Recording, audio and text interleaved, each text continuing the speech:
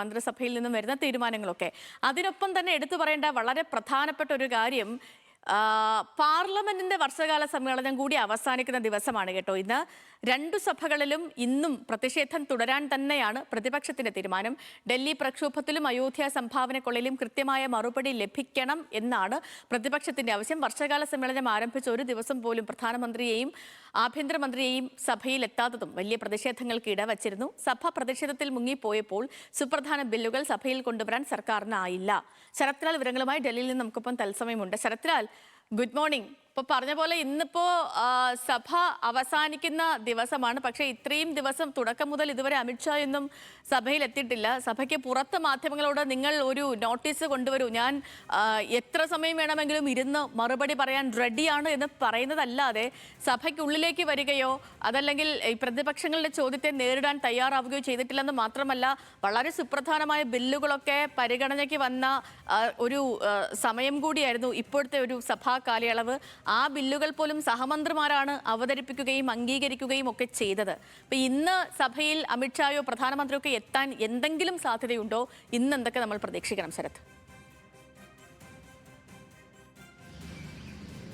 Good morning Sethulakshmi. Sethulakshmi സൂചിപ്പിച്ച പോലെ വർഷകാല സമ്മേളനം ഒരു നടപടിക്രമവും അല്ലെങ്കിൽ ലോക്സഭയെ സംബന്ധിച്ചിടത്തോളം ഒരു പൂർണ്ണമായ വാഷ് ഔട്ടായി എന്ന വാക്ക് തന്നെ ഉപയോഗിക്കേണ്ടി വരും. എന്നാൽ ഇന്നലെ രാത്രി സ്പീക്കർ ഓം ബിർളക്ക് ആഭ്യന്തരമന്ത്രി അമിത്ഷാ ഒരു കത്ത് നൽകിയിട്ടുണ്ട്. തനിക്ക് സംസാരിക്കാൻ, അത് ഡൽഹി പോലീസ് ലാത്തിചാർജിനെ കുറിച്ച് സംസാരിക്കാൻ അതിന് സ്റ്റേറ്റ്മെൻറ്റ് നടത്താൻ അനുവദിക്കണം എന്ന ഒരു കത്ത് നൽകിയിട്ടുണ്ട്. ആ കത്ത് ഓം ബിർളയുടെ പരിഗണനക്കാണ്. അങ്ങനെ വരികയാണെങ്കിൽ ഒരു പ്രധാനപ്പെട്ട വിഷയമുണ്ട്.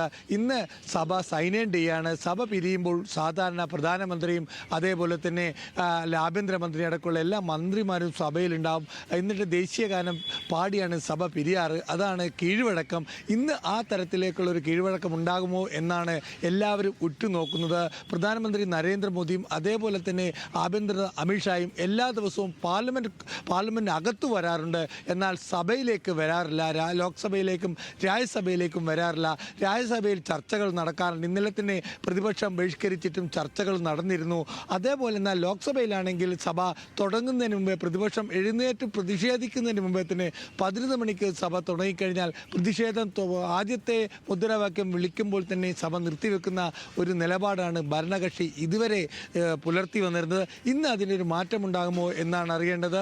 കാരണം ഇന്ന് സൈൻ ഇൻ ഡേ ആണ്. അവിടെ ദേശീയഗാനം പാടുമ്പോൾ പ്രധാനമന്ത്രിയും അല്ലെങ്കിൽ അമിത്ഷായും അടക്കമുള്ള മുതിർന്ന കേന്ദ്രമന്ത്രിമാർ സഭയിൽ ഉണ്ടാകുമോ എന്നതാണ് ഇനി അറിയേണ്ടത്.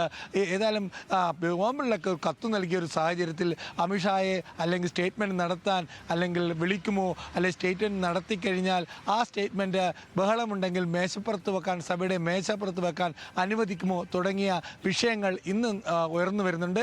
ഏതായാലും ഇന്ന് പ്രതിപക്ഷത്തെ സംബന്ധിച്ചിടത്തോളം സഭയുടെ അല്ലെങ്കിൽ അമിത്ഷായുടെ ഒരു പ്രസംഗം കേൾക്കാൻ തയ്യാറില്ല എന്ന് പ്രതിപക്ഷ നേതാവ് ഇന്നലെ തന്നെ പ്രഖ്യാപിച്ചിട്ടുണ്ട്. ആ പ്രഭാഷണമല്ല ഞങ്ങൾ ആവശ്യപ്പെടുന്നത്, ഞങ്ങൾക്ക് ചോദ്യങ്ങൾക്ക് ഉത്തരമാണ് എന്നാണ് രാഹുൽ ഗാന്ധി പറഞ്ഞത്. ശ്രീലക്ഷ്മി, ഏതായാലും ഇന്നത്തെ പാർലമെന്റ് സമ്മേളനം ഒരു ചരിത്രപരമായിട്ടുള്ള ഒരു രേഖയായി മാറുമോ എന്നാണ് നോക്കുന്നത്. സൈൻ ഇൻ ഡേക്ക് പ്രധാനമന്ത്രിയും ആഭ്യന്തരമന്ത്രിയും ഇല്ലാത്തൊരു സൈൻ ഇൻ ഡേ സഭയിൽ ഉണ്ടാവുകയാണെങ്കിൽ അത് ചരിത്രത്തിന്റെ രേഖകളിലെ ഭാഗമായി മാറും. ശ്രീലക്ഷ്മി, ഓക്കെ, ശരി ശരത്ത്, ശരി. ഇപ്പം പറഞ്ഞ പോലെ ഇന്ന് അമിത്ഷായോ പ്രധാനമന്ത്രിയോ ഒക്കെ സഭയിൽ എത്തുമോ ഇല്ലയോ എന്നുള്ളത് വേണം അറിയാൻ.